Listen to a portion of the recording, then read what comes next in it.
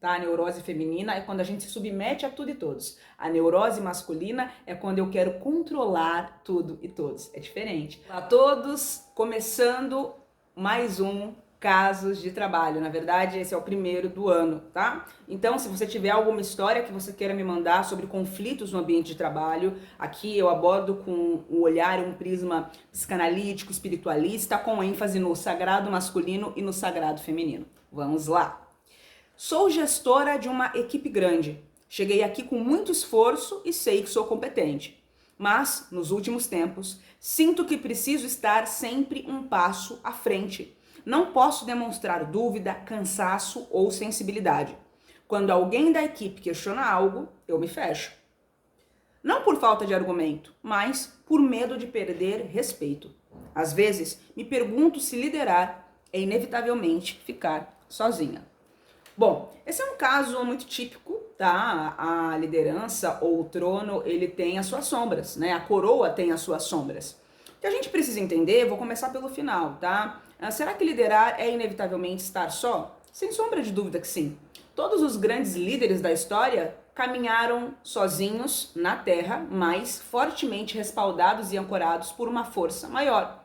Entenda que na Terra, no mundo onde a gente vive, para que fique claro, esse é um mundo onde as pessoas sofrem de egocentrismo, sofrem de um orgulho e de uma vaidade muito exacerbada. E o orgulho e a vaidade sempre serão um véu lançado sobre as claridades celestes. E isso significa enxergar também o Deus vivo no outro.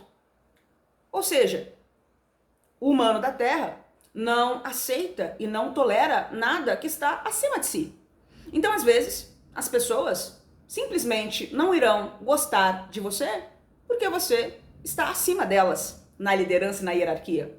Na soberba que cada pessoa eventualmente possa alimentar sua, elas se julgam capazes de ocupar o seu lugar, o seu cargo, aquele que você trabalhou profundamente para conquistar.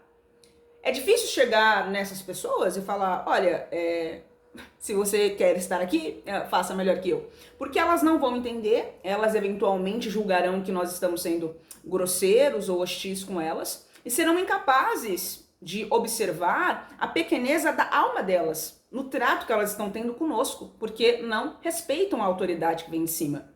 Mas é uma lei que, se você quer mandar, você tem que saber obedecer. Pessoas com questões de insubordinação não tem como serem bons líderes.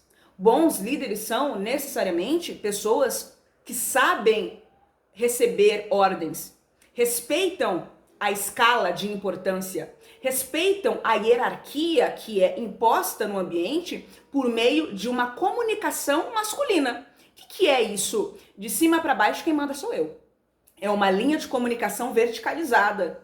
Pessoas que são incapazes de entender que a vida tem uma ordem, tem uma escala de autoridade e de comunicação que existe não para sobrepujar o outro, não para escravizar o outro, mas para delimitar a ordem.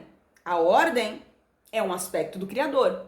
Beleza e ordem são sinônimos. Quando falamos, por exemplo, que a mulher é a mantenedora da beleza, nós estamos falando que ela rege sobre a ordem. Então ela rege sobre o caos.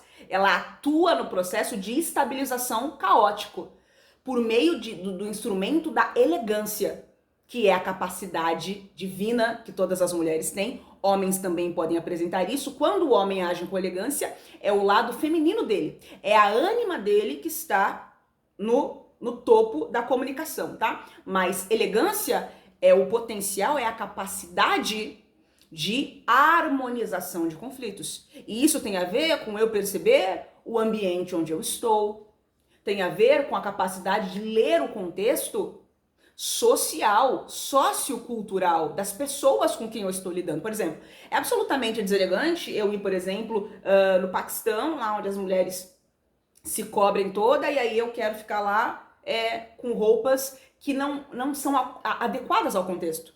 Então, por uma rebeldia, eu quero chocar a cultura e o que aquele povo tem como correto, como certo. Isso é extremamente desrespeitoso, por exemplo. E não é nada elegante. A elegância, ela está dentro e ela também é uma manifestação igualmente da humildade e do respeito, que é o que, segundo você diz aqui, que você teme perder. Você teme perder o respeito. Só que a gente precisa entender que o respeito, ele é intrinsecamente também a capacidade de me colocar no lugar do outro. Eu aconselho você a investigar se a sua questão é uma questão real de perseguição, tá? Ou se é uma questão de neuras, de neuroses que nós alimentamos no decurso da nossa vida, tá? Porque eventualmente fomos desrespeitados, porque eventualmente fomos sabotados em outras circunstâncias, em outros contextos, e aí hoje nós, tá, condicionados por essas lembranças, por esse trauma. O que é o trauma? O trauma é uma marca, então gera uma impressão muito forte, que a gente tira a mão e aí eu ainda tô sentindo a pressão. Isso que é o trauma. Então, como eu ainda tô sentindo, eu ainda reajo ou ajo na minha vida em condicionamento daquilo ali, porque eu ainda sinto, aquilo não passou, aquilo eu não deixei para trás, tá? Então, eu sugiro fortemente que você investigue se o drama que você está apresentando com a equipe, que me parece muito mais que é um drama consigo, não é uma questão do tipo, poxa, trabalhei tanto para chegar até aqui e eu tô com medo de perder esse lugar. Isso, se essa for a resposta, aqui não é uma questão exatamente de liderança, mas é uma questão egóica. E se você chega no extremo de canalizar essa história para ser comentada aqui, é porque um lado seu, que é a sua centelha divina, a sua centelha sideral, se percebe incomodada com isso e percebe que algo precisa ser feito. Então, parabéns para você, muito legal. Aconselho fortemente você investigar se realmente o ambiente é um ambiente hostil à sua pessoa ou se você está por questões traumáticas, por questões neuróticas, né? Então vamos amarrar bem? A neurose são respostas automáticas que nós damos fruto de um passado traumático, de uma marca profunda que nós tivemos que normalmente desdobrou na nossa vida um contexto de dor, um contexto de angústia. Então tem a ver com isso, tá? Sendo esse o caso, tá? Você precisa olhar para isso, entender qual é o ponto da dor e trabalhar e atuar sobre isso da melhor maneira. Sendo esse o caso, a gente precisa entender que as nossas neuras, né, que são compulsões emocionais que vêm à tona quando nós achamos que vamos passar novamente pela dor, novamente pelo trauma, na verdade, as neuras, elas são ecos de traumas não resolvidos. Se o contexto é um contexto neurótico, um contexto de dor, tá? A gente precisa colocar luz sobre isso e você precisa regressar na sua memória qual foi o ponto onde você se sentiu invalidada e você se convenceu que se você não adotar uma postura um pouco mais controladora nas circunstâncias, você vai ser, o seu lugar será usurpado. Isso não é exatamente uma realidade. Na verdade, esse comportamento que você está trazendo pode ser, meu bem, pode ser que se manifeste também na sua vida íntima, na sua vida privada, né? Não sei se você é casada, não sei se você se relaciona com pessoas, eu imagino que sim, não é verdade? Então observa. Observando a maneira como você age com as pessoas no campo da sua intimidade, você vai conseguir identificar se o que está acontecendo aqui se trata de uma perseguição ou de um deslocamento, tá? Da equipe contra você, ou se na verdade é uma neurose sua. Se for uma neurose sua, e aqui no caso é uma neurose com ênfase masculina, ou seja, querer controlar tudo e todos, tá? A neurose feminina é quando a gente se submete a tudo e todos. A neurose masculina é quando eu quero controlar tudo e todos. É diferente. Ainda assim, são padrões e são respostas de proteção que a gente dá. Né? Uma pessoa que está com uma mente neurótica, uma pessoa que apresenta respostas defensivas, porque ela tem medo de ser ferida. E você é mulher. A mulher, ela aciona o gatilho de autodefesa, ela coloca no campo o seu ânimos quando ela se sente insegura. Então investiga direitinho. Pelo que você me traz aqui, eu não creio sinceramente que se trate de uma questão com a equipe. Eu acho que é uma questão sua, às vezes com o passado, que você está projetando aqui e está gerando um transtorno para você. Que bom, muito bom. Então, se você está sentindo isso, então chama a responsabilidade para você, porque a responsabilidade é sua mesmo, tá? Você não precisa passar à frente de ninguém para ser respeitada. Essa é a maior ilusão que já contaram. A maior mentira que já contaram para as mulheres era que as mulheres, se querem ser respeitadas, elas precisam se impor. Isso foi sendo repetido no decurso de tempo, propaganda, publicidade, convencendo, condicionando a mente feminina a elas irem para o seu polo obscuro, para a sua sombra. É sombrio porque não está iluminado. O seu masculino. Então, olha, se imponha, agrida o outro, se coloque, o outro que te engula, o outro que te engula, é basicamente isso, tá? A questão da imposição. E muitas mulheres até hoje acreditam que se eu não falar desse jeito, eu não vou ter nada. Gente, isso é o maior delírio da história da humanidade.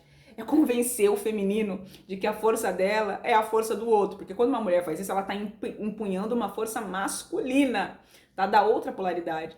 A força masculina, ela é muito forte, ela é muito poderosa, ela é muito marcada, mas o poder feminino é muito, infinitamente mais poderoso, infinitamente mais potente. A gente tem uma tendência a acreditar que é menos poderoso, que é menos potente, que é menos forte, simplesmente porque o poder que o feminino exerce é absolutamente sutil, mas é muito claro quando há feminilidade no campo e quando não há feminilidade no campo. Normalmente a gente só sente falta do feminino quando ele se ausenta. O feminino é esse agente que se faz de maneira sutil, que ordena todas as coisas, traz vida, traz equilíbrio, traz serenidade e a gente se sente bem. A gente só sente falta daquilo, a gente só percebe que aquilo era muito importante quando a gente tá sem aquilo. Exemplo, sou uma pessoa que fui casada por muito tempo. Aí a minha mulher cuidava de toda a casa, né? Cuidava, tinha toda a beleza feminina ali, flores, um sofá. Aí o cara vai e se separa da mulher. Aí o cara vai pra vida de solteiro, ele aluga um casebre, ele morava numa casa boa. O cara às vezes ganha bem, mas ele não tem a cabeça de que, vou comprar uma casa boa. A casa boa, normalmente, quem faz questão é a mulher. Não é o cara! Porque o homem, na cabeça dele, assim, mais objetivo, eu só preciso de um colchão e me viro aqui, e ele se vira. Só que isso não é confortável, isso não é belo, isso não tá ordenado. Você tem dinheiro pra comprar algo melhor. Então o cara, às vezes, ele prefere ter só um colchão, sabe? Não tem um sofá, às vezes não tem um fogão, fica pedindo comida fora o tempo inteiro, mas ele percebe a ruptura do feminino na vida dele. Entende? Então, se o homem é um cara consciente da vida, ele vai falar: meu Deus, eu preciso de uma mulher na minha vida de novo.